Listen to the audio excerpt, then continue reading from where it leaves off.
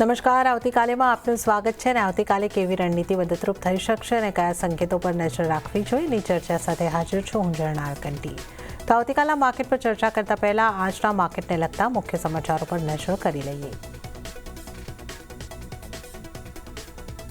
Weekly એક્સપાયરીને દિવસે બજારમાં રહ્યો સુસ્ત કારોબાર. નિફ્ટી ફ્લેટ ટુ પોઝિટિવ કારોબાર સાથે 26,200ના સ્તરની નજીક બંધ. બેંક નિફ્ટીનું પણ ફ્લેટ ક્લોઝિંગ, તો મિડ કેપ અને સ્મોલ કેપમાં પણ રહ્યો રેન્જ બાઉન્ડ કારોબાર. રેલવે શેર્સમાં સતત બીજા દિવસે તેજી. બજેટમાં રેલવે એલોકેશન વધવાની આશાથી જોવા મળી પોઝિટિવ અસર. 2 દિવસમાં જ્યુપિટર વેગનમાં 35%નો ઉછાળો. ઇરકોન, રેલટેલ, રાઇટ્સ અને IRCTCમાં પણ જોવા મળી સારી ખરીદદારી. અમુક ફર્ટિલાઇઝર શેર્સમાં પણ પ્રી બજેટ રેલી. સબસિડરી કંપનીના IPOના સમાચારથી કોલ ઇન્ડિયા 3% ઉછળીને વાયદાના ટોપ ગેનર્સમાં થયો સામેલ. ઘણી અન્ય સરકારી કંપનીઓમાં પણ તેજી. 1% ઉછળ્યો નિફ્ટી PSE ઇન્ડેક્સ. IT શેર્સમાં આજે નફા વસૂલી. નિફ્ટી IT ઇન્ડેક્સ લગભગ 1% જેટલો ઘટ્યો. ફંડ એકત્ર કરવા માટે 26 ડિસેમ્બરની બોર્ડ બેઠક પહેલા કોફોર્જમાં 5%નો ઘટાડો. બન્યો વાયદાનો ટોપ લૂઝર. આ તરફ ઇન્ફોસિસ બન્યો નિફ્ટીનો ટોપ લૂઝર. TCS, વિપ્રો અને ઇન્ફોસિસ જેવા દિગ્ગજ શેરોમાં દબાણ સાથેનો કારોબાર. તો અંબુજા સિમેન્ટ સાથે ફેવરેબલ મર્જર રેશિયોના સમાચારથી ઓરિયન્ટ સિમેન્ટમાં 4.5%નો ઉછાળો. અંબુજા સિમેન્ટમાં પણ 1.25%ની તેજી. અદાણી ગ્રુપ સિમેન્ટ કારોબારને કરશે મર્જ. ACC અને ઓરિયન્ટ સિમેન્ટનું અંબુજા સિમેન્ટમાં થશે મર્જર. અને મોટી તેજી બાદ મીશોમાં આવી નફા વસૂલી. સતત ત્રીજા દિવસે શેરમાં જોવા મળ્યો ઘટાડો. આજે પણ શેરમાં 8%નો ઘટાડો. 3 દિવસમાં 25% તૂટ્યો શેર. તો આજની માર્કેટ એક્શનની વાત કરી લઈએ તો ઉતાર ચઢાવના કારોબારી દિવસે બાદ બજારનું ક્લોઝિંગ જે છે એ લગભગ ફ્લેટ થતું જોવા મળ્યું છે. સેન્સેક્સની વાત કરીએ તો 0.05%ના ઘટાડા સાથે 85,524 પર ફ્લેટ ટુ નેગેટિવ ક્લોઝિંગ. અને નિફ્ટીની વાત કરીએ તો ફ્લેટ ટુ પોઝિટિવ ક્લોઝિંગ અહીંયા આગળથી આવતું દેખાયું છે 26,177 પર. એટલે 26,200ના સ્તર પણ આપણે જોયા, પણ ત્યાંથી આપણે બિલકુલ ફ્લેટ 26,177 ઉપર બંધ થયા છે. મિડ કેપમાં પણ એકદમ ફ્લેટ ક્લોઝિંગ છે 60,816નું. અને બેંક નિફ્ટીની વાત કરીએ તો ત્યાં પણ ફ્લેટ ક્લોઝિંગ 59,299નું. એડવાન્સ ડિક્લાઇન રેશિયો જોઈ લઈએ તો 1,710 શેર એવા રહ્યા કે જ્યાં મજબૂતી સાથે કારોબાર બંધ થયો છે, અને સામે 1,240 શેર્સ એવા રહ્યા જ્યાં દબાણ સાથે લાલ નિશાનમાં કારોબાર બંધ થયો છે. હવે નિફ્ટીના ટોપ ગેનર્સ અને ટોપ લૂઝર કાઉન્ટર્સ ઉપર નજર કરી લઈએ. ટોપ ગેનર્સની સાથે આપણે શરૂઆત કરીશું. કોલ ઇન્ડિયા આજનો ટોપ ગેનર કાઉન્ટર રહ્યો છે. નિફ્ટી 50નો 3.66%ની મજબૂતી. શ્રીરામ ફાઇનાન્સ અહીંયા આગળથી 2.45%ની મજબૂતી. અલ્ટ્રાટેક સિમેન્ટમાં 1.27%ની મજબૂતી. અને ITCની વાત કરીએ તો 1.15%ની મજબૂતી અહીંયા બનતી જોવા મળી છે. અને ત્યારબાદ Tata motor PV, Tata steel, HDFC bank અને NTPC 0.5% મજબૂતી સાથે આજે બંધ થયા છે. ઘટનારા સ્ટોક્સ જોઈ લઈએ. ઘટનારા સ્ટોક્સમાં આજે ઇન્ફોસિસ નિફ્ટીનો ટોપ લૂઝર કાઉન્ટર બન્યો છે. 1.25%નું દબાણ ઇન્ફોસિસમાં. ભારતીય એરટેલમાં પણ 1.15%નું દબાણ. અદાણી પોર્ટમાં 1%નું દબાણ. અને ટેક મહિન્દ્રાની વાત કરીએ તો 0.83%નું દબાણ જોવા મળ્યું છે. આ ઉપરાંત ઇટરનલ, સિપ્લા, સનફાર્મા અને બજાજ ઓટોમાં પણ 0.5%ની આસપાસના દબાણ બનતા જોવા મળ્યા છે. હવે આવતીકાલના બજારની વધુ ચર્ચા કરીશું, અને આ માટે આપણી સાથે જોડાઈ રહ્યા છે CWAના રાકેશ પૂજારા. રાકેશજી, સ્વાગત છે આપનું CNBC બજાર પર. Good evening. અને આપણે નિફ્ટીનું જે રીતનું ક્લોઝિંગ જોયું છે, આજે પણ બિલકુલ ફ્લેટ ક્લોઝિંગ આપણે જોઈ રહ્યા છે. અને 26,200ને આપણે સ્પર્શ્યા ખરા, પણ એ સસ્ટેન નહીં થઈ શક્યા. તો આ 26,200 પરનું ક્લોઝિંગ અહીંયા આગળથી આપણને મુશ્કેલ બનતું લાગ્યું છે. કઈ રીતે આપ જોઈ રહ્યા છો નિફ્ટીની ચાલ? આવતીકાલ માટે કેવી સ્ટ્રેટેજી અપનાવીને ચાલવું જોઈએ? 26,200 બહુ મોટી લક્ષ્મણ રેખા સાબિત થઈ રહી છે. મલ્ટિપલ ટાઈમ્સ પર એ રેઝિસ્ટન્સ પર આવી અને નીચે ગયું, કરેક્ટ થયું, પાછું ઉપર આવ્યું, પાછું ત્યાંથી કરેક્ટ થયું, પાછું ઉપર આવ્યું, પાછું ત્યાંથી કરેક્ટ થયું. એટલે this has become a very very significant resistance zone. ત્યાંથી બજાર ઘડી ઘડી પાછું પડે છે. પણ બહુ આમાં સારી વસ્તુ એ છે કે બજાર એટલું ઘટી પણ નથી રહ્યું. ત્યાં રેઝિસ્ટન્સની ત્યાંથી થોડુંક જ મામૂલી નીચે આવી રહી છે. એક વોલેટિલિટી કોન્ટ્રાક્શન ટાઈપની એક પેટર્ન બની રહી છે, જ્યાં જે ઘટાડો આવી રહ્યો છે એ ઓછીનો ઓછો આવી રહ્યો છે, અને ટોપ એક જેનું ટોપ સીલિંગ છે એ 26,200-300 ની આજુબાજુ છે. It's a matter of time કે સીલિંગ તૂટશે અને કદાચ વેન્જન્સ સાથે તૂટશે. તો એની માટે શું ટ્રિગર બનશે એ મને પોતાને નથી ખ્યાલ આવી રહ્યો અત્યારે પાછું ક્રિસમસની સિઝન છે, એફઆઈ બધા હોલિડે પર હોય એટલે બહુ વોલ્યુમ ડ્રાય થઈ જાય. જે પણ થશે મને લાગે છે કે 25 ડિસેમ્બરની પછીની જે કદાચ જે અઠવાડિયું વીતી જાય પછી મને થશે એવું લાગે છે. પણ ઓવરઓલ મારું ધ્યાન બજારમાં સારું છે. છેલ્લા 2-3 દિવસથી એક બહુ સારી વસ્તુ થઈ રહી છે, જેના કે એડવાન્સ ડિક્લાઇન રેશિયો છે ને કન્ટિન્યુઅસલી ઇમ્પ્રુવ થઈ ગયું છે, and that is signifying broader participation, કે જે બહુ જ માઇક્રો કેપ અને સ્મોલ કેપ જે બહુ જ પડી ગયા હતા ત્યાં થોડું રિબાઉન્ડ દેખાઈ રહ્યું છે, અને ઓવરઓલ બજારની બ્રેથ ઇમ્પ્રુવ થઈ રહી છે. And it is always good કે બજારની જો બ્રેથ ઇમ્પ્રુવ થાય તો લોકોનો કોન્ફિડન્સ વધે તો લોકો પાર્ટિસિપેટ કરે, અને આવનારા સમયમાં એવું થતું હોય એવું મને લાગે છે. ઓકે, તો જે રીતે આપ કહી રહ્યા છો કે એડવાન્સ ડિક્લાઇન રેશિયો પોઝિટિવ છે અને આપણે પોઝિટિવ સંકેત તરીકે લઈને ચાલવું જોઈએ, તો આપની સલાહ કઈ રીતની બનશે? ખરીદી કરી શકાય કે વેટ એન્ડ વોચ રહેવું જોઈએ નિફ્ટી માટે? અને બેંક નિફ્ટીમાં પણ બિલકુલ ફ્લેટ ક્લોઝિંગ છે, તો બેંક નિફ્ટી માટે પણ આપ કેવી સ્ટ્રેટેજી અપનાવવાની સલાહ આપશો? જણા આપણે જેટલા પણ શો કર્યા છેલ્લા 1.5-2 મહિના કે 3 મહિનામાં, દરેકમાં મારી નિફ્ટીમાં ઘટાડે નિફ્ટીમાં બાય કરવાની સલાહ રહી છે. એ સલાહ ત્યારે ચેન્જ થશે જ્યારે 25,800 નું લેવલ તૂટશે, એની નીચે બનાવશો. ત્યાં સુધી દરેક ઘટાડે આપણે નિફ્ટી લઈને કારોબાર કરી શકાય. અત્યારે રેઝિસ્ટન્સ લેવલ પર છે, રિસ્ક રિવોર્ડ કદાચ ફેવરેબલ ન હોય, પણ જો ઘટાડો મળે 100-150 પોઈન્ટનો ઘટાડો મળે તો લેવાનું. અને જો બ્રેકઆઉટ આવે સારું એવું વોલ્યુમ સાથે આવે, કોઈ ટ્રિગર સાથે આવે, તો 26,300 ની ઉપર બ્રેકઆઉટ આવે તો તમે લઈને ચાલી શકો. ઓવરઓલ ધ્યાન પોઝિટિવ છે. સ્ટોક સ્પેસિફિક બજાર છે. સ્ટોક્સ જે બહુ જ પીટાઈ ગયા છે એમાં થોડું બાઉન્સ બેક આવ્યું છે અને થોડું વાતાવરણ ઇમ્પ્રુવ થયું એવું લાગે છે. નિફ્ટી બેંક નિફ્ટી બંનેમાં મારું ધ્યાન તેજી તરફ જ છે, અને મને લાગે છે કે આવનારા સમયમાં એનું જે રૂખ છે એ તેજી તરફનું જ રહેશે.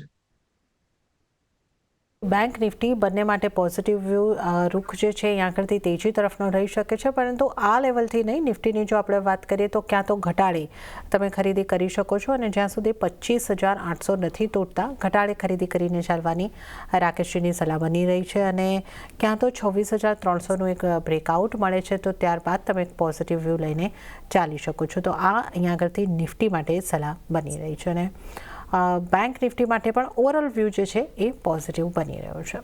ત્યારે અન્ય નિષ્ણાતો કઈ રીતની સલાહ આપી રહ્યા છે એના ઉપર પણ જો નજર કરી લઈએ. શરૂઆત કરીએ જૈનમ શેર કન્સલ્ટન્ટના કિરણ જાનીની સલાહથી. એમણે નિફ્ટીને સેલ કરીને ચાલવાની સલાહ આપી છે 26,200ની આસપાસથી. ટાર્ગેટ તેઓ જોઈ રહ્યા છે 26,000નો, અને સ્ટોપલોસ 26,300નો રાખવાની સલાહ કિરણ જાની તરફથી મળી રહી છે. હવે આપણે નજર કરીએ kushkodasara.comના કુશકોડાસરાની સ્ટ્રેટેજી પર. એમણે નિફ્ટીને બાય કરીને ચાલવાની સલાહ આપી છે. તેઓ ટાર્ગેટ જે છે જોઈ રહ્યા છે 26,400નો, અને સ્ટોપલોસ 26,100નો રાખવાની સલાહ કુશકોડાસરા તરફથી. તો આપણે નિફ્ટીની સ્ટ્રેટેજી તમામ નિષ્ણાતોની જાણી. હવે આપણી સાથે રાકેશજી જોડાયેલા છે, એમની સાથે આપણે સ્ટોક સ્પેસિફિક ચર્ચાની શરૂઆત કરીશું. રાકેશજી, આજે આપણે આઈટી સેક્ટરથી શરૂઆત કરીએ. ઇન્ફોસિસ આજનો ટોપ લૂઝર કાઉન્ટર બનતો દેખાયો છે. ટેક મહિન્દ્રા, આ બધા કાઉન્ટર જે ગઈકાલે સુધી એક સારી મજબૂતી બતાવી રહ્યા હતા, આજે અહીંયા આગળ એક પ્રોફિટ બુકિંગ જેવી સ્થિતિ દર્શાવાઈ આપણને જોવા મળી છે. આઈટી કાઉન્ટર્સને આપ કઈ રીતે જોઈ રહ્યા છો, અને અહીંયા કયા કાઉન્ટર ઉપર આપનો વ્યૂ કઈ રીતનો રહેશે?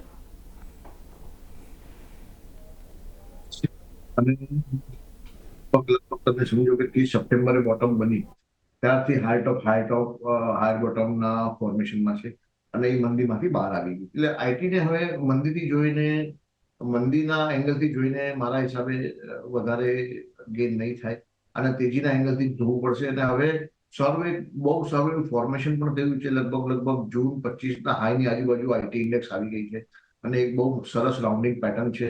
એટલે અહીંયા એક બ્રેકઆઉટની પરિસ્થિતિ બની રહી છે, અને મને લાગે છે કે આઈટી જે લગભગ ઘણા વખતથી મંદીમાં હતી, આ સપ્ટેમ્બર એન્ડથી એની મંદી પતી ગઈ છે, અને આવનારા સમયમાં આમાં નવી તેજી જોવા મળે એવું મને લાગે છે.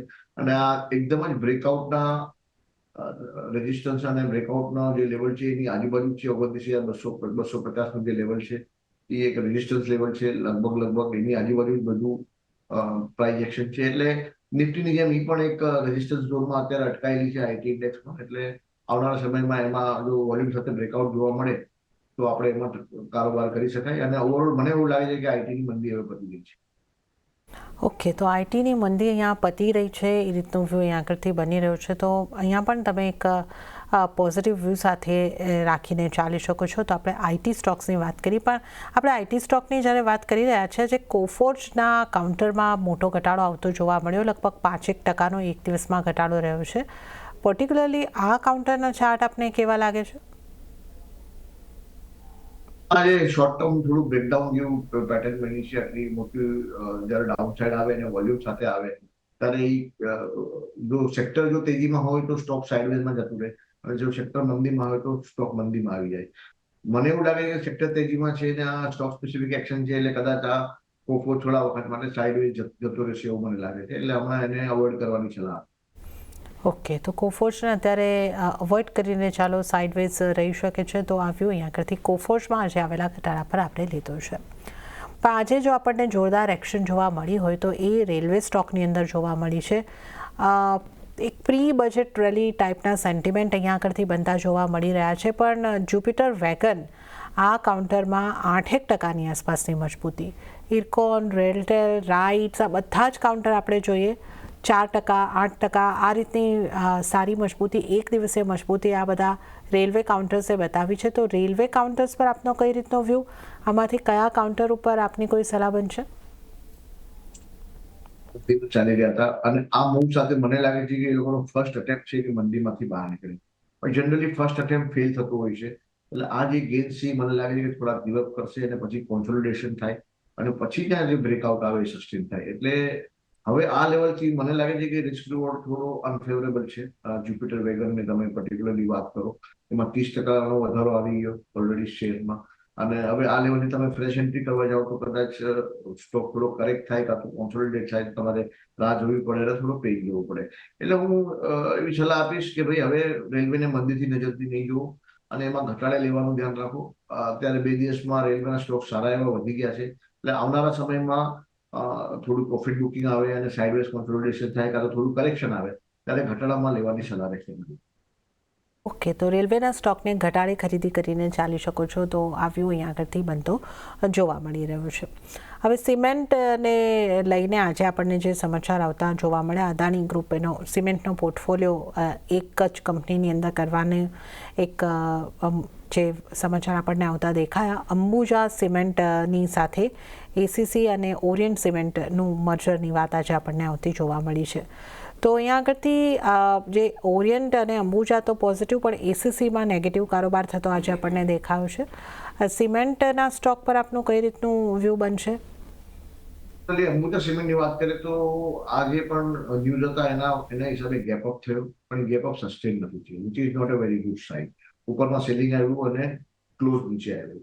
એટલે જેવી રીતે બાકી બધા સેક્ટરો પણ મને લાગે છે કે ધીરે ધીરે બાઉન્સ બેક તરફ વધી રહ્યા છે. ગુજરાત અંબુજા સિમેન્ટ પણ, એ સિમેન્ટ સેક્ટર પણ છે, પર્ટિક્યુલરલી જે ડાઉન ટ્રેન્ડ છે એ ધીરે ધીરે બધામાં ખતમ થઈ રહ્યા છે. એટલે બજાર એક સપોર્ટ પર આવ્યું છે, અને જે સ્ટોકો પીટાઈ ગયા છે, જે સેક્ટરો પીટાઈ ગયા છે, ત્યાં આપણને થોડું બાઇંગનું માહોલ જોવા મળી રહ્યું છે. અને cement sector is no different, એમાં પણ એ પ્રકારનું તમને માહોલ જોવા મળ્યું. એસીસી ઓફકોર્સ આવી રીતે ગેપઅપ થયો પણ પાછો સસ્ટેન ના થયો અને લો પાસે જ બંધાયું છે. એટલે એસીસીમાં પર્ટિક્યુલરલી ન્યૂ લો આવશે તો કદાચ ફર્ધર સ્લાઇડ આવી શકે, પણ અહીંયા કદાચ કોન્સોલિડેશન પણ થાય અને પછી અપસ્વિંગ આવે. એટલે આ લેવલથી હવે મને બજારમાં વધારે મંદીનું ધ્યાન રાખવા જેવું નથી લાગતું, પર્ટિક્યુલરલી સિમેન્ટ સેક્ટરમાં પણ. અને હવે સૌથી પહેલાં આપના ટ્રેડિંગ કોલ્સ જાણી લઈએ, તો આપની પસંદગીના સ્ટોક કયા બની રહ્યા છે? આજે મારો પસંદગીનો સ્ટોક છે એનએમડીસી. એનએમડીસી નો કરંટ ભાવ છે 81.53. બહુ જ સારા વોલ્યુમ સાથે આજે 3.5%, 4% ઉપર બંધાવ્યો છે. અને એ જ સાથે એનું જે લગભગ સપ્ટેમ્બર મહિનાના એન્ડથી જે કોન્સોલિડેશન ચાલુ હતું એ પૂરું થયું. કાલે પણ સારું એવું વોલ્યુમ હતું અને ભાવ ઉપર ગયો હતો, અને આજે એ કન્ટિન્યુએશન મૂવ આવ્યું. આને કારણે આજે બ્રેકઆઉટ લેવલ થયું. બ્રેકઆઉટનું લેવલ છે લગભગ 89 રૂપીસ, અને જે કોન્સોલિડેશનનું જે બોટમ હતી કરીબન 72 રૂપીસ. એટલે મોટી તમે જુઓ તો 7 રૂપિયા અહીંથી વધી શકવાના ચાન્સ છે. એટલે 86, 87ના ટાર્ગેટથી અને લગભગ 75ના સ્ટોપ લોસથી આ સ્ટોકને તમારે લેવાની સલાહ છે. ઓકે, તો એક તો એનએમડીસીમાં સલાહ તમારા માટે બની રહી છે, ખરીદી કરીને ચાલી શકો છો. 86, 87, 86થી 87ના ટાર્ગેટ બની શકે છે અને 75નો સ્ટોપ લોસ તમે ધ્યાને રાખો એનએમડીસીમાં ખરીદી કરીને ચાલો. તો રાકેશજી, એનએમડીસી પર એક આપની પસંદગી અને બીજો આપનો પસંદગીનો કોલ, ટ્રેડિંગ કોલ્સ કયો રહેશે? બીજો એક પસંદગીનો કોલ છે એ છે ડીસીબી, જે ડેવલપમેન્ટ ક્રેડિટ બેંક આપણે એને કહીએ છીએ. આજે લગભગ ડીસીબી લગભગ 4.5% જેવો ઉપર હતો અને એ સાથે મને લાગે છે કે રિસન્ટમાં જે એનું કરેક્શન હતું એ પત્યું છે અને એને અપવર્ડ મૂવ ચાલુ થશે. આવનારા સમયમાં મને લાગે છે 190ની આજુબાજુનું લેવલ જોવા મળશે અને 160ની આજુબાજુનું લેવલ તમે સ્ટોપ લોસ તરીકે રાખશે. ઓકે, તો ડીસીબીમાં એક ખરીદી કરીને ચાલવાની સલાહ, ડીસીબી બેંકની આપણે વાત કરી રહ્યા છીએ અને અહીંયા આગળ 160નો સ્ટોપ લોસ ધ્યાને રાખીને તમે અહીંયા આગળથી ખરીદી કરીને ચાલી શકો છો અને ટાર્ગેટની જો આપણે અહીંયા આગળથી વાત કરીએ તો 190 સુધીના ટાર્ગેટ અહીંયા આગળથી બનતા જોવા મળી શકે છે. તો રાકેશજીની પસંદગીના બે સ્ટોક એનએમડીસી અને ડીસીબી બેંક. રાકેશજી, દિગ્ગજ બેંકમાંથી આપનો ક્યાં કઈ રીતનો વ્યૂ બની રહ્યો છે? આજે HDFC bank, Kotak Mahindra bank, આ બધી બેંકમાં આપણને મજબૂતી આવતી જોવા મળી છે. એસબીઆઈમાં 5%નું દબાણ હતું અને આઈસીઆઈસીઆઈમાં પણ એક દબાણ સાથેનું જ કામકાજ જોવા મળ્યું. તો બેંક્સમાંથી આપનો કઈ રીતનો વ્યૂ બની રહ્યો છે? પીએસયુ બેંકમાં મારું ધ્યાન બુલિશ છે, સારું એવું. ઓવરઓલ બેન્કિંગ સેક્ટર સારું જ છે અને દરેક બેન્કિંગ અને એનબીએફસી સેક્ટરમાં મારું ધ્યાન પોઝિટિવ છે. બેંક્સ કરતા એનબીએફસીમાં વધારે તેજી મને લાગી રહી છે, પણ પર્ટિક્યુલરલી જો તમારે મોટી બેંક્સમાં જો જોવું હોય તો મારા હિસાબે એસબીઆઈ ઇઝ ધ બેસ્ટ બેટ. આ લેવલ પર કોન્સોલિડેટ થયું છે અને લગભગ ઓલ ટાઈમ હાઈની આજુબાજુ જ છે. આવનારા સમયમાં તમને એના નવા સ્તરો ડેફિનેટલી જોવા મળશે એવું મને લાગે છે. ટ્રેન્ડ પોઝિટિવ છે, મોમેન્ટમ પોઝિટિવ છે. થોડું ઘણું માર્કેટની સુસ્તીને કારણે એ શેરમાં પણ સુસ્તી છે, પણ જો લાર્જ કેપ બેંકમાં જવું હોય તો પીએસયુ બેંકમાં જવું હોય તો SBI is the best bank. Okay, તો એસબીઆઈ ઉપર તમે ખાસ ધ્યાન રાખીને ચાલી શકો છો, ખરીદી કરીને ચાલી શકો છો. પોઝિટિવ વ્યૂ અહીંયા આગળથી બની રહ્યો છે. ફાઇનાન્શિયલ્સને લગતા શ્રીરામ ફાઇનાન્સ જેવા સ્ટોકમાં આપણે સતત મજબૂતી જોઈ રહ્યા છીએ. લગભગ 2-3 દિવસથી સારી મજબૂતી, આજે 3.5% જેવો મજબૂત. ચોલા ઇન્વેસ્ટમેન્ટમાં પણ આજે આપણને સારી મજબૂતી જોવા મળી છે. કાઉન્ટર્સ પર આપનો કોઈ વ્યૂ રહેશે રાકેશજી? શ્રીરામ ફાઇનાન્સ અને મહિન્દ્ર ફાઇનાન્સ, આ બે ફાઇનાન્સ કંપનીમાં અમે લોકો તેજીમાં છે અને અમારા ક્લાયન્ટની પણ પોઝિશન છે અને અમારે પોર્ટફોલિયોમાં પણ છે. અને ઓવરઓલ એનબીએફસી સેક્ટરમાં તમે જુઓ તો જેવી રીતે શ્રીરામ છે, મહિન્દ્ર ફાઇનાન્સ છે, આદિત્ય બિરલા કેપિટલ છે, એલ&ટી ફાઇનાન્સ છે, આ બધામાં સારી એવી તેજીનું જે માહોલ બનેલું છે. ચોલામાં મને લાગે છે કોઈ તો બી ન્યૂઝ એક્સપોઝને કારણે મને લાગે છે કે એમાં કાલે 2-3-4 દિવસથી સેલિંગ હતું અને આજેમાં આખરથી સેલિંગ પતી ગયું છે. આ ટાઈપના સેન્સેશનલ ફેલાવતા ન્યૂઝ પહેલા પણ અમુક કંપનીઓમાં આવેલા, એમાં ટેમ્પરરી સેલિંગ આવે છે અને પછી એમાં પાછું બાઇંગ આવી જાય છે. એટલે ચોલામંડલમ મને લાગે છે કે આજે ખરાબી હતી, પતી ગઈ છે, પણ હવે આમાં ન્યૂઝ ફ્લો ને બધું અત્યારે છે એટલે મારા હિસાબે હમણાં આ કાઉન્ટરને અવોઇડ કરવું જોઈએ. ઓકે, તો ચોલાને તો અત્યારે અવોઇડ કરીને ચાલવાની સલાહ છે, પણ ખાસ કરીને તમે જો ધ્યાનમાં રાખી શકો છો શ્રીરામ ફાઇનાન્સ અને એમએનએમ ફાઇનાન્શિયલ્સને તમે ધ્યાનમાં રાખીને ચાલી શકો છો. કોલ ઇન્ડિયાની વાત કરી લઈએ. આજે અહીંયા આપણને સારી મજબૂતી બનતી દેખાઈ, 3.5%ની ઉપરથી મજબૂતીનું કાઉન્ટર આ રહ્યું છે. કોલ ઇન્ડિયા માટે આપનો વ્યૂ કઈ રીતનો રહેશે? ઇન્ડિયા પણ એક ડબલ્યુ પેટર્ન બની છે અને આજે બ્રેકઆઉટ થયું છે અને વોલ્યુમ પણ સારું છે, એટલે મારા હિસાબે બહુ સારું બ્રેકઆઉટ કહેવાય આ. અને આવનારા સમયમાં તમને લગભગ 410 થી 420ના લેવલ એમાં જોવા મળી શકે છે. અહીંયા આગળથી પોઝિટિવ વ્યૂ, ખરીદી કરીને ચાલી શકો છો. 410-420ના ટાર્ગેટ માટે તમે ખરીદી કરીને ચાલી શકો છો. ટાટા મોટર્સ પીવી, આ કાઉન્ટર પણ સતત 2 દિવસથી મજબૂતી દર્શાવી રહ્યું છે. આજે 0.25%ની આસપાસ 1.14% જેટલું આ કાઉન્ટર અહીંયા આગળથી મજબૂત રહ્યું છે અને અન્ય ઓટો કાઉન્ટર પર નજર કરીએ, એમએનએમ 5% જેટલું મજબૂત હતું. બજાજ ઓટોની વાત કરીએ તો એમાં દબાણ તરફનું કામકાજ અહીંયા આગળથી રહ્યું છે. ઓટો કાઉન્ટર્સને કઈ રીતે જોવા જોઈએ? ટાટા મોટર્સ તો મને લાગે છે કે મંદી તરફનું જ કાઉન્ટર છે, કારણ કે એમાં બહુ જ સારું એવું સેલિંગ છે અને ઘણા વખતથી અમે લોકો ટાટા મોટરમાં મંદી કહી રહ્યા છે ક્લાયન્ટને, અને આપણા શો પર પણ ઘણી વખત આપણી ટાટા મોટર ડિસ્કશન થઈ. એટલે ટાટા મોટરથી મારા હિસાબે દૂર રહેવું જોઈએ. બજાજ ઓટોની મંદી મને લાગે છે કે ધીરે ધીરે ખતમ થઈ રહી છે અને એક નવા મૂવ તરફ આગળ જવાની તૈયારી કરી રહ્યો છે. એટલે ટાટા મોટરમાં આમાં ધ્યાન નેગેટિવ છે અને બજાજ ઓટોમાં વાંધો નથી. મને લાગે છે કે મંદીમાંથી બહાર આવી જશે એવું લાગે છે. ઓકે, ટાટા મોટર પર એક મંદીનો વ્યૂ બની રહ્યો છે અને બજાજ ઓટો મંદીમાંથી બહાર આવી શકે છે. તો આ આપણે ઓટો કાઉન્ટર્સમાંથી બે કાઉન્ટર્સની ખાસ વાત કરી છે. ભારતીય એરટેલના કાઉન્ટરની વાત કરીએ, જ્યાં જે આપણને 1.15% આસપાસની દબાણ બનતું દેખાયું છે. તો આ કાઉન્ટર પર આપની સલાહ કઈ રીતે બનશે? ભારતીય એરટેલ, બરાબર.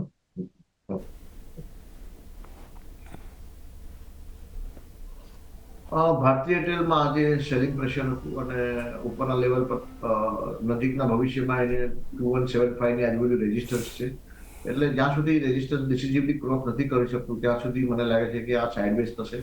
તો આ કાઉન્ટરને હમણાં થોડું અને રાહ જોવાની નીતિ અપનાવવી જોઈએ. એવી કંઈ ખાસ મંદી નથી, પણ એટ ધ સેમ ટાઈમ ઉપર 40-50 રૂપિયા ઉપર સારું એવું રેઝિસ્ટન્સ છે. એટલે ત્યાં કદાચ સ્ટોક થોડો કોન્સોલિડેટ થાય કાં તો રેઝિસ્ટ થાય. તો ઓવરઓલ પ્રાઇસ સ્ટ્રક્ચર એનું સારું છે, વીકલી મંથલી પણ સારું છે અને ડેલી મને લાગે છે કે કદાચ કોન્સોલિડેશન મોડમાં થોડા વખત આ સ્ટોક ફરવો જોઈએ. આપણે અહીંયા કંઈક ભારતીય એરટેલની ચર્ચા કરીએ અને હવે આપણે ફાર્મા સ્ટોક્સની વાત કરીએ. સિપ્લા, સન ફાર્મા, આ બધા સ્ટોક આજે આપણને નેગેટિવમાં બંધ થતા દેખાયા છે, લગભગ 0.5% દબાણ સાથે. ફાર્મા સ્ટોકમાંથી કોઈ સ્ટોક પર આપની સલાહ બનશે? સિપ્લામાં ખાસ પ્રાઇસ સ્ટ્રક્ચર નથી, એમાં મારા ખાતે અવોઇડ કરવું જોઈએ. સન ફાર્મા તમે કહ્યું, સન ફાર્મા, ઓકે. સન ફાર્માનું સ્ટ્રક્ચર કમ્પેરેટિવલી બેટર છે. આ જે કરેક્શન થઈ રહ્યું છે, એ જે આગલું અપમૂવ છે એનું કરેક્શન થઈ રહ્યું છે. એની 50 દિવસ મૂવિંગ એવરેજની આજુબાજુ સપોર્ટ લીધો છે 1740-45 જે લેવલ છે. એની સામે મને લાગે છે એક વાર સન ફાર્મામાં તમે લઈને કામ કરી શકો. બહુ જ નાનો સ્ટોપ લોસ છે, 14-15 રૂપિયાનો સ્ટોપ લોસ છે. એ તૂટી જાય તો નીકળી જવાનું. પણ અહીંયા લાગે છે મને એક ઓપોર્ચ્યુનિટી મળી શકે છે ક્વિક 3-4% મળવાની. ઓકે, તો આપણે અહીંયા આગળથી એક ફાર્મા સેક્ટરમાંથી સન ફાર્મા અને સિપ્લા બે કાઉન્ટરને પણ ડિસ્કસ કર્યા અને ત્યારે જ રાકેશજી આપની પાસેથી રજા લેવાનો સમય થઈ રહ્યો છે. તો આપના કોઈ ડિસ્ક્લોઝર?